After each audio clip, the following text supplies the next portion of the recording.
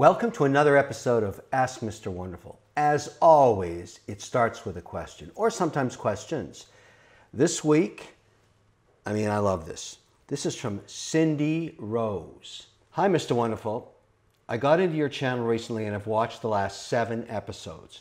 You spend a lot of time talking about the traits of successful people, and for the most part, I have enjoyed the shows, but you really leave a lot out. What about diet? What about exercise? What about fashion? What about grooming? What about drugs? What about alcohol? What about sleep? I'm interested in where all these fit into a successful lifestyle. I really think you should take the time to answer these questions because I'm going to bet many other people want the same information.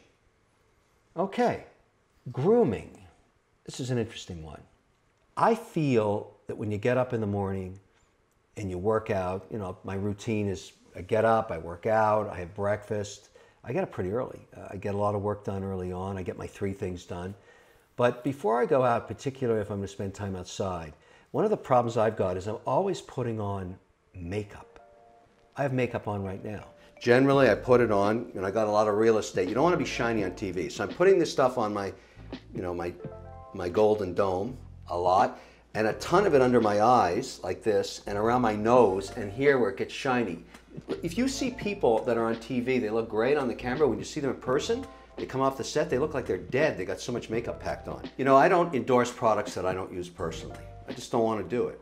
If I'm going to get a sponsor, which I have, on my YouTube channel, I'm going to use the product. I want to know all about it, and I want it to work for me. Why would I endorse it for somebody else if I don't try it on myself? You got to eat your own cooking. I really believe that. Tiege Hanley has a scrub that I've really started to use, and particularly around, my eyes and my nose.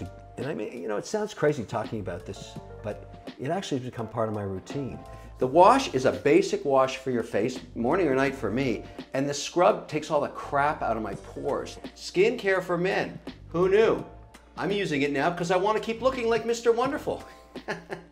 And naturally, when I invite Tiege Hanley to be a sponsor of my video because I use their products, I want them to give a little certain je ne sais quoi to my base. I want them to give you a deal. I want them to give you something extra special. So they're sponsoring this video today. They're hooking up my viewers with a special offer. Just click on the first link in the description to get a free toiletry drop bag with your first box. So I do a shout out for their products because they work.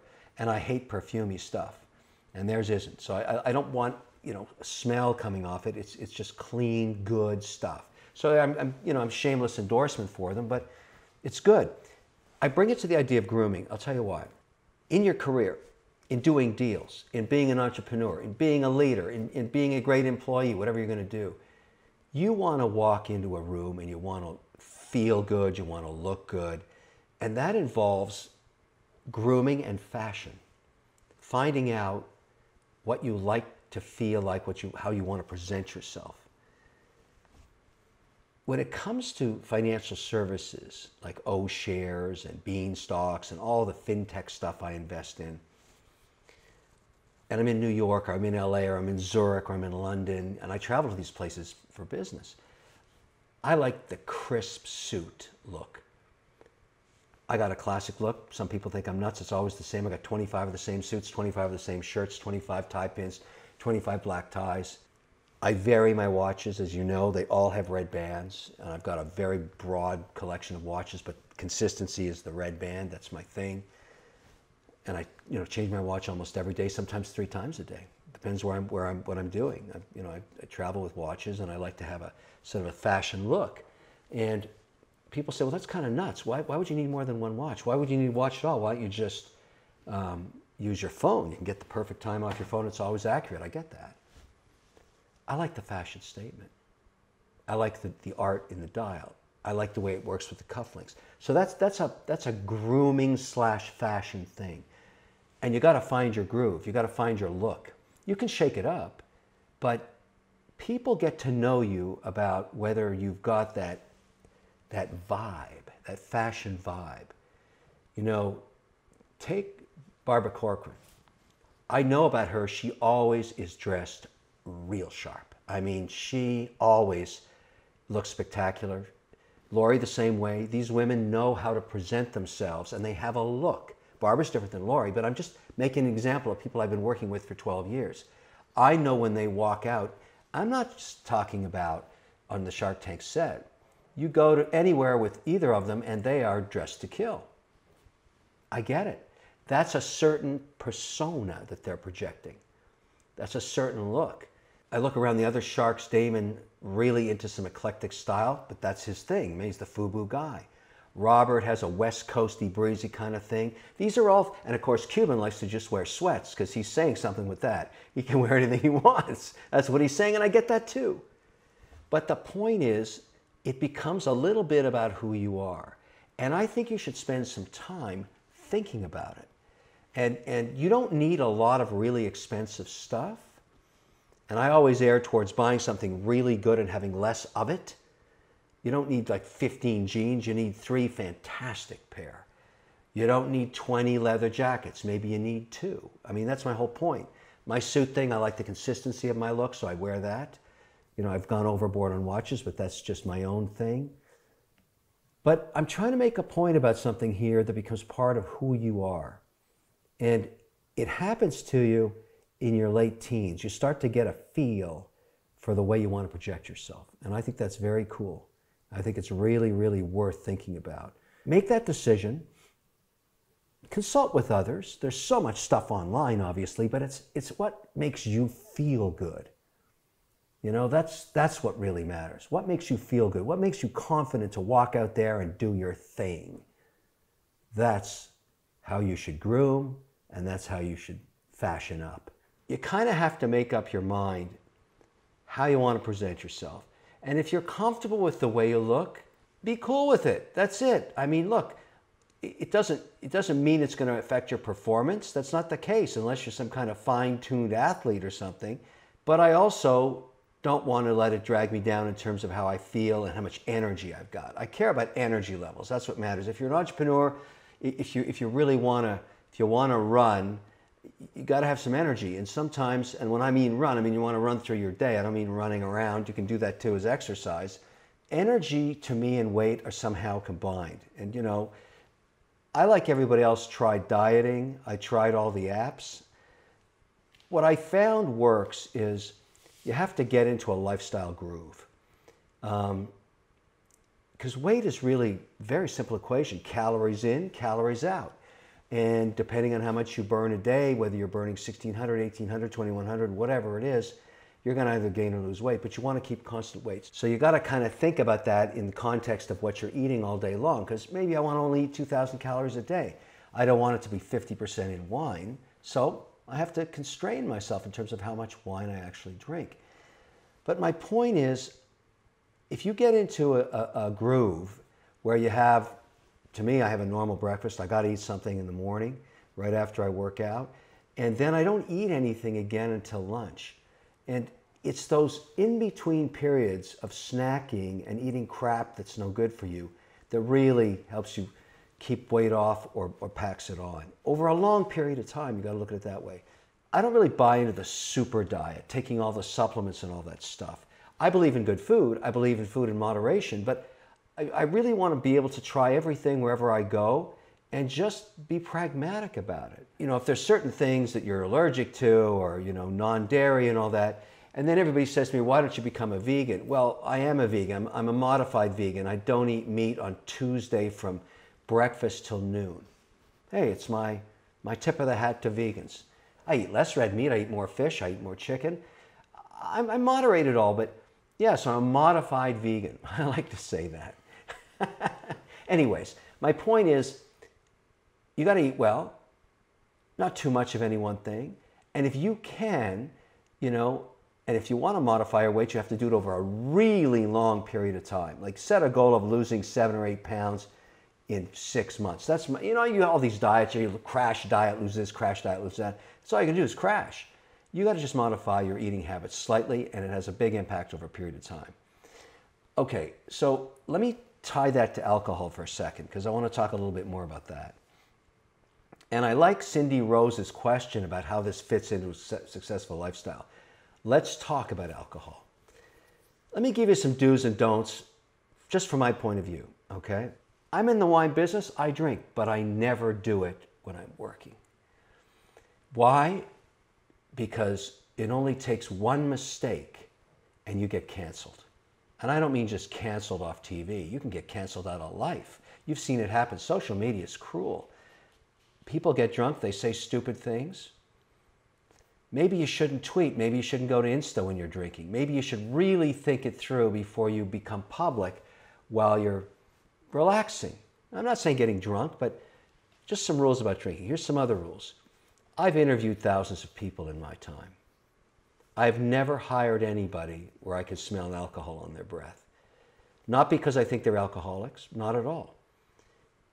In my view, this is a personal opinion, they didn't take that interview very seriously if they had a drink beforehand. Or maybe they had nerves and they couldn't do the interview without having a drink. That also I don't like. In life, you're going to have to make decisions about this stuff. And when you drink, and basically for most stuff you drink, people can smell it. If no one else in the room has had anything to drink and you have, people are going to smell it. What does that say about you? In my view, not good things, because you've done it during the workday. Now, in Europe, sometimes when I go over there to do business around wine, and I'm in with others in the winemaking industry, yeah, we drink at lunch. I mean, that's, it's sometimes a Burgundian, or, if you're in Bordeaux, that's happening, but you're dealing with the craft of making wine and you're in the wine business. Slightly different.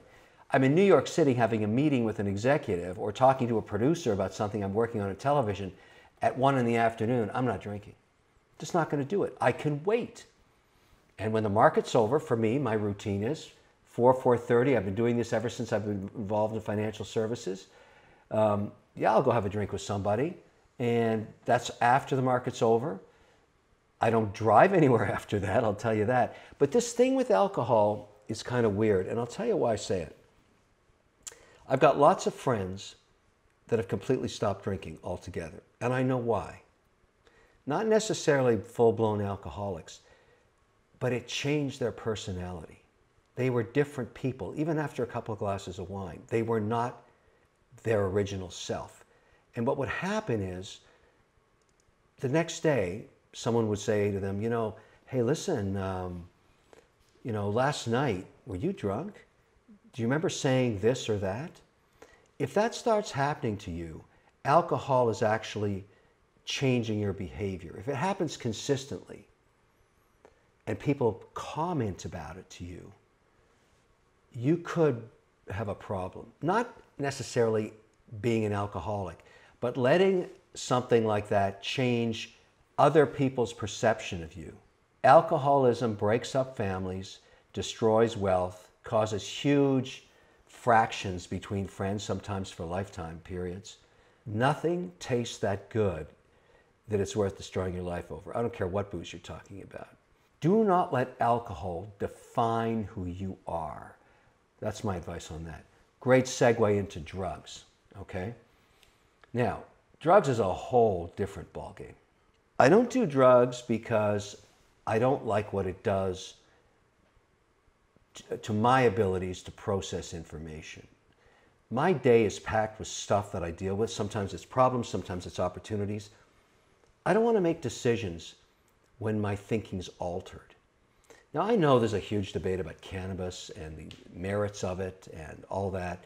I never invested in cannabis. Why? Because all the companies that showed me deals never were able to separate the medicinal opportunity, should there be one, with CBDs, etc., and recreational. I don't invest in recreational marijuana because it's not legal in every state, and I do business in every state. And there's something called the RICO statute, and it's a Schedule I narcotic. I don't want to fight with that stuff. I don't want to be involved in it. So I don't do it, and I don't invest in it. Someone said to me recently, hey, wait a minute, didn't you invest in psychedelics? Yeah, and I did. I have invested in a company called MindMed, which does, it's now public, and it basically is doing scheduled trials with the FDA, level 1, level 2, level 3, in microdosing psychedelics to see if in some way it can help with opioid addiction or anxiety or alcoholism and all these afflictions that there really haven't been any new drugs for in 35 years. That intrigues me because it's legal and it's not being done recreationally. But that's different than drugs. Same thing in that interview thing I talked about earlier. And I said, okay, wait a sec. You come to me, and this has happened sometimes very interesting engineers come in. I know they're stoned. I can smell it if it's, if they've blown a joint, I can smell it. It's just me. The answer is no. I don't care if we're in a state where it's legal. I don't like drugs because I'm pretty happy just marching on the way I am, and I don't want to change. But I don't want to take any risks. I don't want to mess with stuff that messes with my head. Just a personal opinion. And you could say, well, I like to smoke a spliff once in a while. I get all that. I'm just telling you what I do. Generally speaking, the people that I've known to be very, very successful, they get high on winning. They get high on moving forward. They get high on business and being successful. I will say this about one drug that, I've been around for years, because in the television industry, you see this all the time. You see it in the bathrooms or whatever, cocaine. That's a bad drug. It's a bad drug in every way. I don't know anybody that's been able to manage that drug. Anybody that I know that's gotten into it for a long period of time, it's been a real bad outcome, including death. Really sucks. But destroyed lives, destroyed marriages, destroyed businesses. I mean, talk about changing behavior. Talk about unhealthy. I mean, it's just brutal. And I get people's attraction to it, but I don't believe that that's a drug that you can have a little bit of. That's not how that one works. So you're going to have to make your own decision. But for me, I don't want anybody working in any of my companies that's doing coke, because I know the outcome. It's never good. And when I find out they are, I'm sorry. That's, I try and get them help, but very often it's not a drug you can get off easily. And I'm just saying, I understand addiction, I got it. But if you have a choice, is what I'm saying, and we're still on the cocaine issue, you don't find cocaine associated with success. You just don't. You don't. Not over a short period of time or a long period of time. So my advice to you, don't mess with it. It's that simple. If you can completely avoid it, do that. If you have to try it, be very cautious and conscious of where it takes a lot of people to a really bad place. Okay, last on Cindy Rose's list was, what about sleep? Now, I never thought about sleep. It was not a big deal to me. Sleep when you can, get some rest. Then I joined this group called the Longevity League. It's a bunch of entrepreneurs that gather together every couple of months. Sometimes it's a Zoom call, sometimes it's a dinner, depending on what city. They're all from different places, so sometimes they meet, But they're interested in understanding how to maintain a really healthy lifestyle, both for balance of work, and life and everything else. But there are certain things you can do that are very, very healthy. And one of them is sleep. Now, I never really got into it, but REM sleep, deep sleep, how much sleep, I used to think I don't need 8 hours sleep. Well, you do, actually. It really, really helps you become a much better and more productive person. Now, there's all kinds of devices on the market. There's watches. I don't wear those electronic watches. I wouldn't be seen dead with one. I prefer the art of a handcrafted piece, obviously. But there's rings and other things. And you put them on, this is one of them, and it basically tracks your sleep. And there's dozens of devices. You can choose whatever you like, but the point is, monitoring sleep is really interesting because you start to realize certain things about your lifestyle. I'm really good at taking a 20-minute snooze in the middle of the day when I'm traveling somewhere and I'm in a car, back of a limo, or in a plane flying somewhere. And I would have thought that's the same valuable sleep that it would be in the middle of the night. It's not. Now, one of the things about sleep you should know, and I found this out just, by just monitoring my own sleep. I love wine. I'm in the wine business. I've talked about that a lot. I love to drink wine with dinners. It turns out the later you drink any alcohol, the more it screws up your sleep, which is heartbreaking for me because I just love wine. And I've had to modify a little bit. Instead of, drinking wine, let's say I'm going to have dinner at 8 o'clock or something, or even worse, it's going to be much later because Miami, where I hang out quite a bit, it's a very late lifestyle. Sometimes dinner's at 11. I don't drink at 11 o'clock at night anymore because it totally screws up my sleep. It reduces my REM sleep and it reduces my deep sleep, and you can see the results off any device that monitors your sleep. It's brutal. So, maybe you have a drink at 6 or 7. I mean, I don't know if you can do this But I'm just telling you, over a long period of time, screwing up your sleep every night because you're drinking is really stupid. That's my view. So you have to modify. Maybe your weekends you ignore this, but at some point you really don't want to mess up your REM sleep and your deep sleep with alcohol. That's the one big change that I've put into my life, and it's really helped me quite a bit. It gives me a lot more energy in the morning. You'd be amazed how fantastic you feel after a solid 8 hours sleep with a good cycle of deep sleep and REM sleep. I mean, you get up bouncing out, you're just ready to take the world on. It's fantastic. What screws that up? Too much alcohol late at night, or any alcohol really close to when you go to sleep. And it's just the way it is. I mean, you know, technically you'd be better off drinking wine at 9 in the morning, which is crazy. I'm not recommending that, but you want to get it as far away from when you're sleeping as you possibly can. Either you give up alcohol completely, which I'm not prepared to do because I'm in that business, or you modify your use of it. So I've got a couple of reasons for this, the sleep thing. I don't want to do too many calories, knowing it's 160 calories a glass, so maybe a couple of glasses of wine, 3 max a Reno, like that's max, because that's a ton of calories, but it takes a toll on your sleep.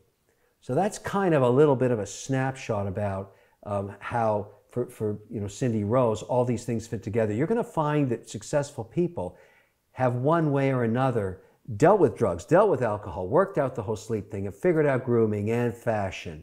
They found a path through all that, and they made a lifestyle choice. You can too, but it's got to be conscious. You're going to want to do that. And for the guys that are, you know, constantly worried about their weight, get over it. I mean, look, as long as it doesn't make you unhappy about the way you feel about yourself, you can be any body style or any weight. That's cool. But if you want to modify it, which seems to be an obsession with about 1/3 of the population, you have to change your lifestyle. For me, dieting just doesn't work, you know, and it doesn't really work for most people. Starving yourself, making yourself miserable, really stupid. Changing your lifestyle, small modifications, watch over months how you shed the pounds. So we talked about a lot of stuff on this. I've dealt with all these issues myself. I've kind of found my path. Bottom line, let's end it this way. You want to get up in the morning and feel great about the day you're going to be in, whatever it is you do. And so much of that is based around things you have control over. What you eat, what you drink, the drugs you take, you know, how much sleep you get. You are gifted with control over those things in many, many, many ways. And it's really up to you to make the decision to do it or not. But that's the part I like the most about Cindy Rose's question. Pretty well everything on that list, she can do right or she can do wrong, and so can you. You know, I got to admit, I love doing this because I think I'm learning, I'm reading questions. It's a back and forth thing. Keep them coming. I really enjoy it. Take care, my friends. The one thing about food that I want to point out is it can be a fantastic opportunity for friends and family. I love to cook. Yeah, Chef Wonderful. I've made a business out of that. Cooking itself can be an absolute gas. What I love to do with family and friends is make pizza. And it's just a party. It's really healthy food because you decide what you're putting on it. I love to knead dough. I love to just work with it. I love to make pies. It's fun as can be. And I probably do it every week, wherever I am. And believe it or not, I invite all kinds of people I do business with to come over, and we have a gas doing it. Food can be fun, and it can be great for business, and it can be healthy. Hey, what's wrong with that? Hey, Chef Wonderful here, and you know I love to make pizza. You know what makes making pizza even more fun? Your own wood-fired pizza oven. Bertello, it's a Shark Tank deal. I did it, I love the product, but I also like making pizza, so we're gonna do it together. The first thing you have to do when you make pizza is get all the fixins ready. Now, I've got pineapple, I've got cheese, I've got olives. Yeah, I chop these all up myself, a little green pepper. I like to do the mushrooms full size because I'm an artist. The key to tomato is paper thin because you're augmenting the sauce, and of course, onions. Together, you can make any pizza you want. That means you need the dough. I've been letting it raise. Look at these puppies. Chihuahua, caramba. These are standard dough that I picked up at the grocery store.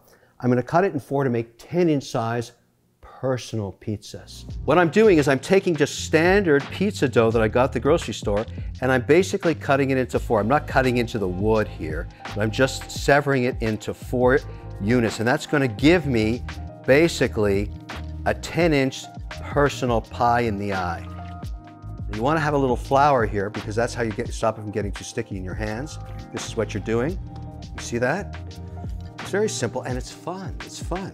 The great thing about pizza dough is you let it rise under a little towel, and then you just kind of you're thinking, okay, I'm thinking 10 inches. You can let gravity help you. Get your 10-inch. That's going to be a 10-inch because it's about a quarter. A little flour on there. Be generous with the flour, and then just start rolling it up. I see you're ripping me off on my idea with the olive oil. Actually, Dad, I'm pretty sure this was my idea. Ooh, Chihuahua. It's been on for about 20 minutes. And the great thing about this oven is it uses, listen, propane. It's a propane, but you can also put wood chips in it. Check this out. You throw in a wood chip, and it's going to smoke into the dough. You're going to taste it later, right inside the pie. See that smoke coming out? That is gorgeous.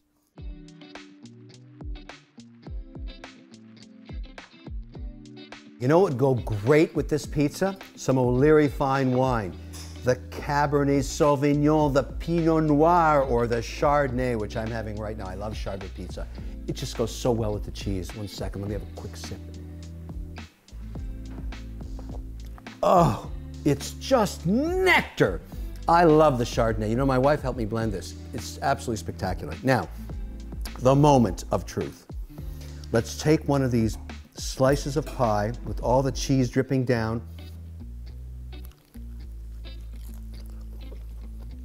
Oh, delicioso maximoso. That is the best pizza I've ever made. The cornmeal gives that little texture. It gives that little run on the tongue, and then of course the splash of the delicious meats. The pepperoni, the sauces, the cheeses together, the crispiness, just perfect, that little olive oil on the crust. Whoa!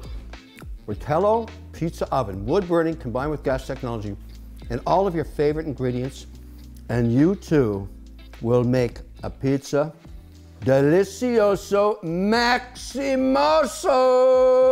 See you soon. Get your Rotello and let's make pie.